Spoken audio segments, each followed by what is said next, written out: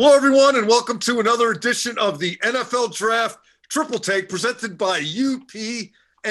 Mike Prisuta along with Dale Lolley and Matt Williamson. We are here to talk about, well, let's face it, guys, it's the most thrilling, exciting, captivating aspect of the draft positions available. Interior offensive lineman. If you can't get excited for this one, I don't know what to tell you. I will tell you that videos such as this one, in fact, all videos such as this one, will be shared on Steelers.com, the Steelers mobile app, and the Steelers official YouTube page. The audio will also be heard on the Triple Take podcast and on Steelers Nation Radio. If you are wondering how you can subscribe to that Triple Take podcast, you can do that wherever you download your favorite on-demand audio content. Now that the precursors are out of the way, guys, I was only half kidding. Guards and centers don't float my boat. I know they are really necessary, but not the most exciting of positions. But, Matt, a fair amount of interesting guys to talk about nonetheless with this current crew. Yeah, I think it's a pretty good group, to be honest with you. I mean, I think there's a handful of centers that could be starters at the next level. That's more than usual. The guard class, I don't see a Quentin Nelson that's going to go in the top 10 or anything like that. It's a slam dunk, but there's some tackles turned guard as usual. And it's a pretty deep group overall. And, you know, offensive line in general, I think is the strength of this class. Yeah, I agree with Matt, Mike. I think, you know, when you look at this, especially the guard center group, it's kind of top heavy this year. And then you'll find some guys in the later rounds who maybe come in and help you, but it doesn't have the depth of the offensive tackle position. But there are some guys at the top of the boards here who'll be first or second round picks that could come in and help right away.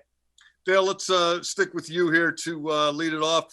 The way we do it, if you're just finding one of these, is we like to go 5, 4, 3, 2, 1 at a position, and then we'll all give you our sleeper candidate for the draft at the end of the session. So, Dale, why don't you kick it off with your fifth best interior lineman? I'm going to Oklahoma, and I'm going to Creed Humphrey, the center prospect from Oklahoma, 6'4", 315 pounds, a 3-year starter there.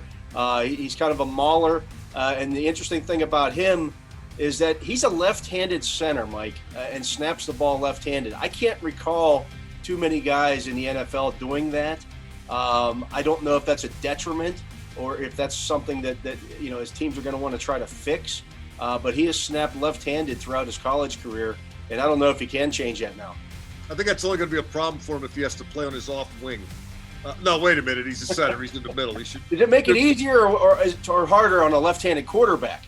That's what I don't know. Wow. Well, this is getting too deep for me. Matt, who's your number 5? I have Wyatt Davis out of Ohio State. I have Humphrey at 4. Davis is a pure guard, kind of a well-recognized over his career at Ohio State. I like him particularly in protection. He had a knee injury this year, so maybe this recent tape isn't his best. He was a little more touted coming into the season, but he's quick out of his stance, mirrors his opponent pretty well. Really solid prospect. Davis is my 4, and, I think if you watched any of Ohio State the last 2 or 3 years, you saw this guy clearing the way for some pretty talented rushers, whether they be running backs or quarterbacks. But Davis, my number 4. For number 5, I went with Trey Smith from Tennessee. I think he is a quality player, but big asterisk. He has missed some time dealing with blood clots in his lungs, and, of course, the medical is going to have to check out. But sometimes it does. And he was at the Senior Bowl. He's a big kid, 6'5", 333 pounds. He's my 5. Davis is my 4. Matt, you said you went with Davis, Humphrey, 5 to 4. Dale, you're number 4, Landon Dickerson of Alabama. Yeah, and I would have him higher if not for some of his injury issues, including this year where he tore a knee ligament late in the season. If you look at him, he hasn't finished a college season yet. He's a Florida State transfer. Always had. I think part of it is because of the physical style of play that he has. That maybe he kind of hurts himself at times. But when he's on the field, he is outstanding. But the question mark with those injuries is going to linger until he shows that he can stay healthy for a full season. My number 3 is sticking with your Alabama theme, Dale. Alex Leatherwood 6'4", 313, started at guard for the time. He started at tackle. Of course, he wants to be a tackle because that's where you make more money at left tackle. But I think he projects to guard inside. Matt, this guy has quite a college resume, but I was one of those people that watched him at the Senior Bowl and thought, well, is that all you got? I mean, I was kind of expecting him to wow me. I think he was more efficient than spectacular, but I got him at number 3, as do you. Yeah, right. And I like him. I mean, as you can imagine, a left tackle at Alabama was a highly sought after kid, and probably has a bigger profile than his game indicates. You watch him and you're not blown away by him. Some speed rushers just off the edge, I think, gave him a little bit of problem. That's why I've had him as a guard and as well. I'm sure he'll start his career at tackle, and if he can't do it, move to guard. I just think that's where he's best suited, more of a phone booth mauler type than dealing with the speed off the edge. Dale, you've got Leatherwood number 3 also, but he sure looks the part, doesn't he? Yeah, he does, and I know a lot of fans are saying, well, he should be a first-round offensive tackle. You see a lot of mock drafts putting him at tackle. I agree with both of you guys. I think he's better suited playing inside, where he can play to his strengths. And if you're inside, you're not seeing as many of those speed rushers. He could be a really good football player for a long time if he kicks into guard. That doesn't mean he can't play tackle in the NFL. It just means that I think, as you guys do, that he's better suited to be a guard. And Matt has Landon Dickerson at number 2. Dale, you've got Wyatt Davis, the Buckeyes. So we've talked about those two guys. Yeah, one thing I'd like to add about Wyatt Davis, Mike, is that he's the grandson of Willie Davis. Yes, he is. So he's got some NFL bloodlines there as well. So Hall of Fame bloodlines. Yeah, that's something that people like to look at. My number 2 is another guy who's played both guard and tackle, most recently tackle, but I think he's going back to guard as well. That would be Vera Tucker from USC. And I, in my intense study of him, I did not get a correct pronunciation of his first name.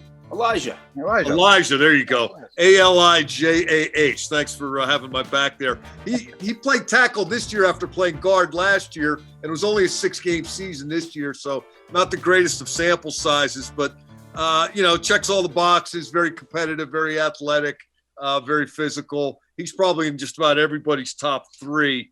In some cases, a little higher than that. But Matt, you've got him number 1. And Dale, you've got him number 1 as well. Yeah, I mean, I like the prospect. I think, if he were a tick longer, maybe he could play tackle in the NFL. And who knows, maybe some team will give him an opportunity to do that. But kind of like Alex Leatherwood, when we talked about him, I think he'll be better served kicking inside the guard. Yeah, we've seen some 6'4" guys succeed at tackle, and he, like Leatherwood, he might get his start at tackle, get drafted as a tackle, but probably settles in, and his best spot is at guard. I really like his feet. I mean, he's a consistent player, but he's got really light, quick feet. I mean, as a zone blocking guard, or even on the edge if he stays at tackle, he's a good prospect.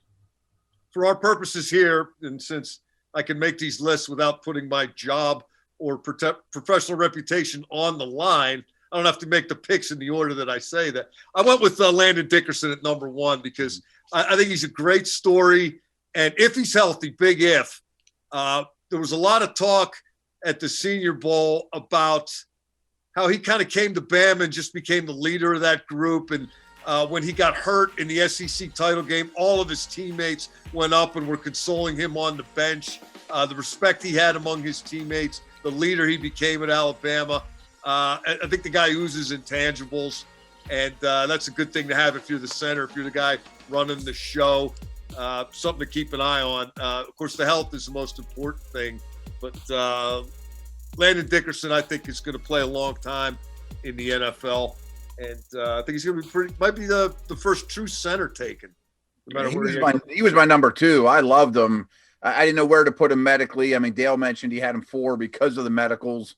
I'm not a doctor. I'm not going to pretend to be one, but man, you watch his tape, like both you guys said, he mashes people. He really enjoys it. He's big, strong. Some of those guys that are mashers get a little over their skis and trying to kill people. He does a pretty good job of staying in balance, and he sets a trend for the whole line. Matt, let's stay with you and get to the sleepers. Okay. My guy is from Illinois, Kendrick Green. I think there's a lot to work with here. I'm not sure if he's going to be a center or a guard. He's done both at the college level. Gets out of his stance quick. I mean, he also has some nastiness to him. Loves to inflict some punishment, but I really like his get off. So I think there's a lot to work with Green. Yeah, I like him. I like him as well, Matt, but I'm going to go to the Division III level.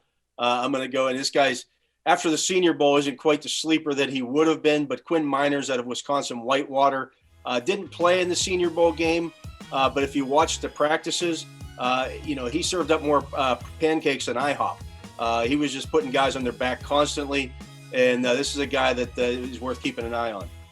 Yeah, if you're wondering who this is, if you didn't watch the Senior Bowl practices, you probably might or maybe saw some video or a still photograph of him wearing the Zeke Elliott half shirt over what is a pretty extensive Wisconsin Whitewater belly. He was interviewed. Canadian, what do you expect? He was interviewed. He said, "I don't have a six-pack. I have a keg." There's video of him knocking down trees, pancaking trees. He's up in the wilderness training, and he's running through the woods and knocking over trees and carrying kegs around. One of the most personable rock star kind of guys. He took the Senior Bowl over. I mean, he was, by the end of the Senior Bowl week, he was the guy. So Dale, I'm with you. I don't know if he's a sleeper either, but he is a D3 guy, and that's kind of from out of left field. So he was my sleeper as well. Yeah, and he, for people who don't know, Wisconsin Whitewater, of course, those ties in there, happens to train with three brothers who are from the Wisconsin area. Anybody we know? Maybe people can figure that out.